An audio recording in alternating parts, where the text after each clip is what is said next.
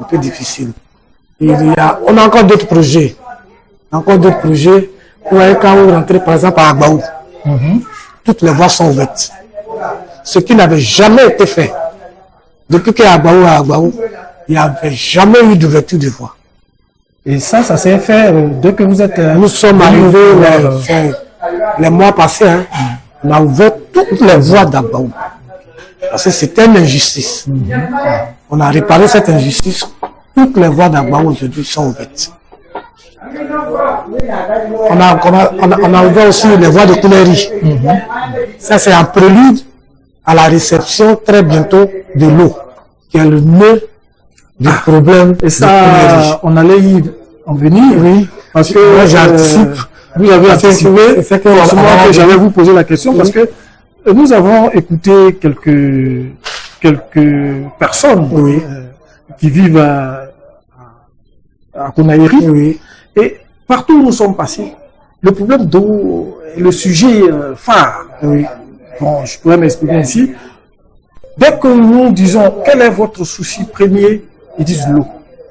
Ensuite vient le problème de l'électricité. Voilà les deux choses dont la population a parlé. Donc, à ce propos, qu'est-ce que vous pouvez nous dire là-dessus?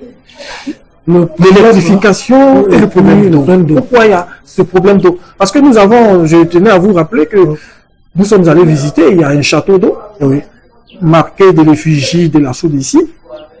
Et certainement qu'il y a des robinets. Mais pourquoi est-ce qu'on parle de manque d'eau? Pourtant, on a un château d'eau. Qu'est-ce qui ne va pas? J'en viens. Le problème d'eau de Kounéri date de très longtemps. C'est tout le département même d'ailleurs, tout le Béré. Il y a un souci d'eau. Il y a un souci d'eau de surface. C'est vrai qu'on a le Banama, mais le Banama est un peu distant de nous. Et donc un peu à la hauteur, l'eau est un peu difficile. Le premier combat du maire, avant qu'il ne soit même maire, c'était d'approvisionner les villages en eau. Parce qu'en son temps, l'État avait construit des anciennes pompes qui n'étaient plus d'usage, mais qui contenaient quand même de l'eau. Les têtes sont gâtées, donc étant donné que le paysan n'a pas les moyens pour réparer, donc le maire, du coup, avant qu'il ne soit même, il a réparé pratiquement dans tous les villages. Maintenant, le problème de Kounéri, ce n'est pas un problème de... Donc, la plupart des villages, maintenant, sont équipés en eau. Sont équipés en eau. Ça, c'est grâce au maire. Ça, c'est grâce au maire. Maintenant, le problème de Kounéri même, qui est devenu une grande ville, il y a eu en 2015 un château. Le château est arrivé et il y a eu 2 forages. Les 2 forages, c'est les 2 forages qui alimentaient le château. Malheureusement, il y a un qui a tari. Donc aujourd'hui, c'est un seul forage qui alimente le château. Et sur la question, dès que nous sommes arrivés, nous avons bondi là-dessus.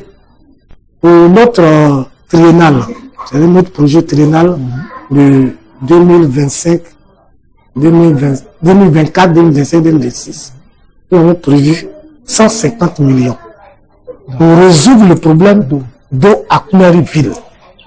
Avec le forage avec 2 forages que nous allons raccorder à l'ancien, ça va faire 2 forages et ce problème-là sera derrière nous. En plus de ça, nous allons faire un lobbying auprès de ONEP qui va drainer l'eau de surface du Banama, qui va passer jusqu'à aller à Kounéri, aller jusqu'à Bambadouma, Krokopla, avec la construction d'un nouveau château, plus grand que celui qui est là. Qui sera dans un village à Surkousso, et ce château-là va alimenter vraiment la majorité des villages. Donc le problème de l'eau, c'est une question de temps. C'est une question de temps, ça va finir et ça sera derrière nous.